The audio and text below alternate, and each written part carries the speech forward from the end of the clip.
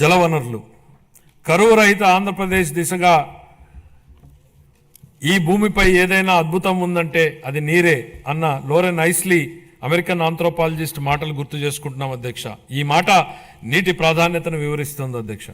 సాగునీటి రంగాన్ని గత ప్రభుత్వం పూర్తిగా నిర్లక్ష్యం చేసింది. ఈ రంగాన్ని విధ్వంసం చేసింది. నీటి కోసం ఎదురు చూసే రాయలసీమ ఉత్తరాంధ్ర రైతులను నట్టేట ముంచింది.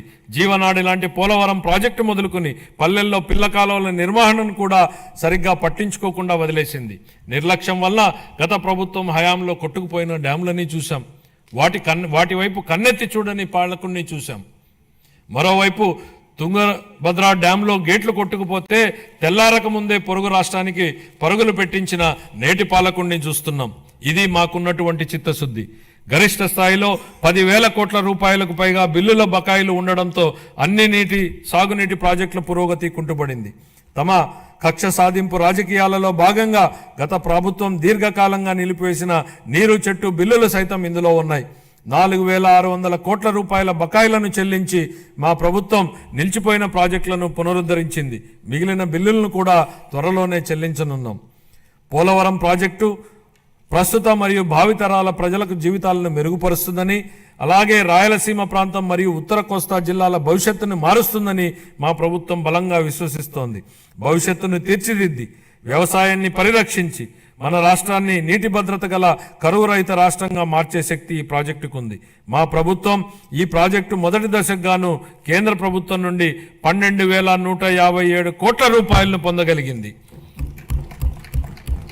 ఇప్పటికి 73% పురోగతిని సాధించిన ఈ ప్రాజెక్టు 2027 నాటికి పూర్తి కానుంది. గోదావరి జలాలు ఏటా 2,000 టీఎంసీల నీరు సముద్ర పాలవుతున్న పరిస్థితి ఓవైపు, నీరు లేక ఎడారిగా మారుతున్న రాయలసీమ ప్రాంతం మరోవైపు.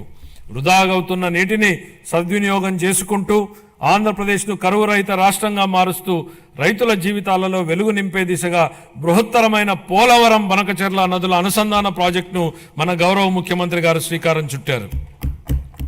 దీనికోసం ప్రణాళికలు రూపొందించే ప్రక్రియ ప్రారంభమైంది. ఈ బృహత్తరమైన ప్రాజెక్టుకు అవసరమయ్యే 1,000 కోట్ల రూపాయలను సమకూర్చుకోవడానికి ఉన్న అన్ని అవకాశాలను గౌరవ ముఖ్యమంత్రి గారు అన్వేషిస్తున్నారు. దీనిలో భాగంగా గోదావరి నది నుండి 2,000 టీఎంసీల వరద నీటిని మళ్లించడం ద్వారా ఈ ప్రాజెక్టు సాకారం కావాలని, చంద్రబాబు గారి కలలు నిజమవ్వాలని మనం అందరం కోరుకుందాం. పెండింగ్ బిల్లుల చెల్లింపుతో పాటు సుపరిపాలన అందించడం వలన పలు ప్రాజెక్టుల పురోగతి మళ్లీ పట్టాలెక్కింది. వీటిలో హంద్రీ నివాస్ జల స్రవంతి ప్రాజెక్టు వెడల్పు చేసే పనులు ఇప్పటికే ప్రారంభమయ్యాయి. పూల సుబ్బయ్య వెలుగొండ ప్రాజెక్టు, చింతలపూడి ఎత్తిపోతల పథకం స్టేజ్ 2లోని బొడ్డేపల్లి రాజగోపాలరావు వంశధార ఫేజ్ 2 పనులు వివిధ దశల్లో ఉన్నాయి. 25-26 ఆర్థిక సంవత్సరానికి జలవనరుల శాఖకు 18,019 కోట్ల రూపాయల కేటాయింపును ప్రతిపాదిస్తున్నాను.